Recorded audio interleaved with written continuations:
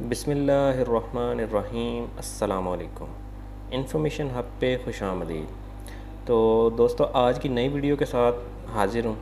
दोस्तों, कोई भी जो शख्स होता है उसके लिए अपना जो घर बनाना है वो एक ख्वाब होता है और वो चाहता है कि वो अपना जो ज़ाती घर है उसको तामीर करे। लेकिन आप देखें कि आजकल के जो दौर है उसमें इस अपने ज़ाती घर को बनाना जो है वो बहुत ही मुश्किल हो चुका है, क्योंकि अखराजात ही इतने बढ़ चुके हैं कि अपना जो ज़ाती घर है उसकी तमीर बहुत ही मुश्किल हो चुकी है। लेकिन इसी मुश्किल को ज़हन में रखते हुए हुकूमत ने जो है वो बैंकों के ज़रिए बहुत सी जो है वो आप कह लें कि स्कीम्स मुतारिफ़ करवाई हैं, जिसके तहत कोई भी शख्स जो है वो बआसानी अपना जो ज़ाती घर है उसको तामीर कर सकता है, कंस्ट्रक्शन कर सकता है या रेनोवेट कर सकता है। यानी बहुत से ऑप्शन जो हैं वो मुहैया किए जा चुके हैं। तो आज की वीडियो में भी मैं कुछ ऐसी ही एक प्रोडक्ट आपके लिए लेके हाज़िर हुआ हूँ। तो वीडियो को एंड तक देखिएगा ताकि आपको इस वीडियो की समझ आए। तो चलते हैं जनाब वीडियो की तफसील की जानिब।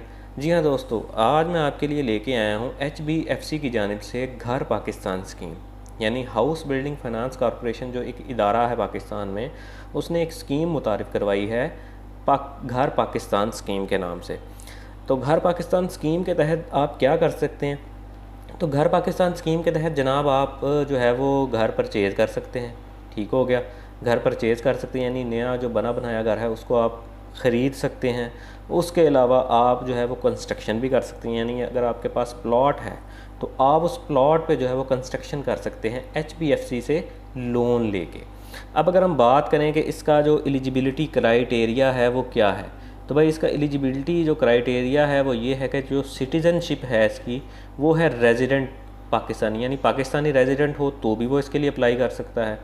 अगर वो नॉन रेजिडेंट पाकिस्तानी है यानी वो ओवरसीज़ पाकिस्तानी है तो भी वो इस स्कीम के लिए अहल है, वो अप्लाई कर सकता है।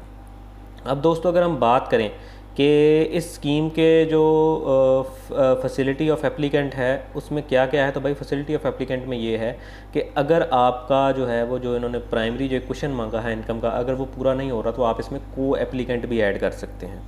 तो को एप्लीकेंट आपका कोई ब्लड रिलेटिव भी हो सकता है, उसको आप को एप्लीकेंट ऐड कर सकते हैं। या फिर क्या होता है कि अगर आप बिजनेसमैन हैं और इस सिलसिले में लोन ले रहे हैं, बिजनेसमैन होकर आप जो है वो लोन ले रहे हैं घर बनाने के लिए, तो आपका छोटा सा बिज़नेस है और आप लोन ले रहे हैं, तो आप किसी भी जो अच्छा बिजनेसमैन है उसकी आप गारंटी भी दे सकते हैं इसमें। अब अगर हम बात करें इसमें कि एज क्या होनी चाहिए एप्लीकेंट की और को एप्लीकेंट की और गारंटर की, तो भाई अगर तो आप सैलरीड पर्सन हैं और आपको सैलरी आती है तो आपकी जो एज है वो 21 साल से लेकर 60 साल के दरमियान होनी चाहिए, यानी 21 साल से लेकर 60 साल के दरमियान आपकी एज होनी चाहिए। उसके अलावा अगर आप सेल्फ़ एम्प्लॉयड हैं या बिजनेसमैन हैं तो आपकी एज जो है वो 25 साल से लेकर 65 साल तक होनी चाहिए। अब अगर हम बात करें इसकी सबसे अहम और जो सबसे खसूसी जो एक पॉइंट है वो है कि इनकम क्राइटेरिया क्या होगा इसमें।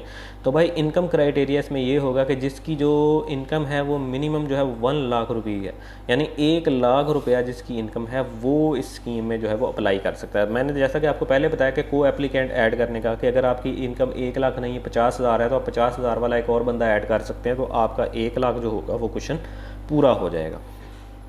तो अब अगर हम बात करें जनाब अली के एम्प्लॉयमेंट बिजनेस प्रोफेशनल टर्न्योर कितना होना चाहिए, यानी अगर आप सैलरीड पर्सन है तो आपको कितना अरसा हो चुका हुआ होना चाहिए काम करते हुए, और अगर आप बिजनेसमैन हैं सेल्फ एम्प्लॉयड हैं तो आपको कितना अरसा होना चाहिए तो आप इस स्कीम के लिए अहल हैं। तो भाई अगर तो आप जो है वो सैलरीड पर्सन हैं और गवर्नमेंट के मुलाजिम हैं और परमानेंट हैं तो फिर जो है वो आपको एटलीस्ट 1 ईयर हो गया होना चाहिए, यानी 1 साल जो है वो आपको हुआ होना चाहिए कि 1 साल जो है वो आपको हो गया हो जॉब करते हुए। अगर आप कॉन्ट्रैक्ट में और गवर्नमेंट में ही है तो कम से कम आपको 2 साल का अरसा हुआ हो तो फिर आप अप्लाई कर सकते हैं। अगर आप किसी प्राइवेट कंपनी में जॉब कर रहे हैं तो आपको परमानेंट है और आपकी जो अपना जॉब है परमानेंट है तो कम से कम आपको 2 साल का अरसा हुआ होना चाहिए। या अगर आप कॉन्ट्रैक्ट में हैं और प्राइवेट जॉब कर रहे हैं तो कम से कम आपको जो है वो 3 साल का अरसा जॉब करते हुए हुआ होना चाहिए। तो इसके अलावा अगर हम बात करें कि इसमें घर पाकिस्तान स्कीम के तहत आप कितना लोन ले सकते हैं, तो भाई घर पाकिस्तान स्कीम के तहत आप जो है वो 1 लाख से लेकर 45 लाख रुपए तक लोन ले सकते हैं, यानी इसमें जो मैक्सिमम जो फैसिलिटी है वो 45 लाख रुपया है, यानी 45 लाख रुपया तक आप जो है वो लोन ले सकते हैं। उसके अलावा अगर हम बात कर रहे हैं कि इस फैसिलिटी का टेन्योर कितना होगा, तो भाई 3 साल से लेके 25 साल के दौरान जो है वो इसका टेन्योर है, यानी 3 साल से लेके 25 साल के दौरान इस अरसे में आपने इस रकम को वापस करना है। उसके बाद अगर हम बात करें जनाब के कोलेटरल वगैरह इसमें क्या रखेंगे आप, यानी इसमें मॉर्टगेज वगैरह क्या होगा, तो भाई इसमें आप जो घर परचेज़ कर रहे हैं उसकी जो रजिस्ट्री वगैरह होगी, उसके घर के जो डॉक्यूमेंट होंगे वो बैंक के पास रहन होंगे।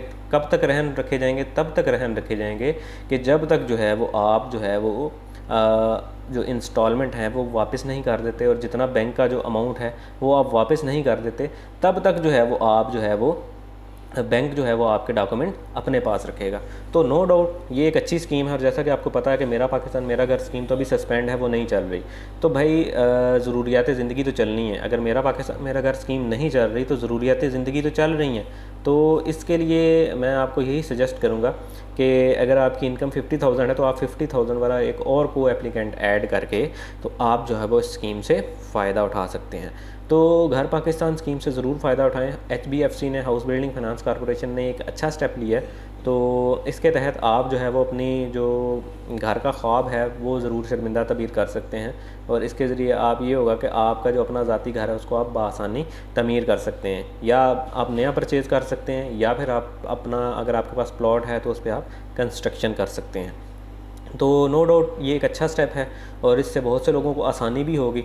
तो उम्मीद करता हूँ कि आपको ये जो मालूमात मैंने दी हैं आपको पसंद आई होंगी। तो अगर आपको मैंने जो क्राइटेरिया जो बताया है इस पे अगर आप पूरा उतरते हैं तो आप जो है वो ज़रूर HBFC से ट्राई करें, और HBFC से जो है घर पाकिस्तान स्कीम के तहत लोन ज़रूर हासिल करें, और अपना घर यार हासिल करें, किराए के घरों से जान छुड़ाएं, क्योंकि किराए का जो घर है वो ज़िलालत के सिवा कुछ भी नहीं है। तो उम्मीद करता हूँ आपको ये वीडियो पसंद आई होगी। नेक्स्ट इंशाल्लाह ताला फिर किसी वीडियो में आपसे मुलाकात होगी। तब तक के लिए अपना बहुत ख्याल रखिएगा।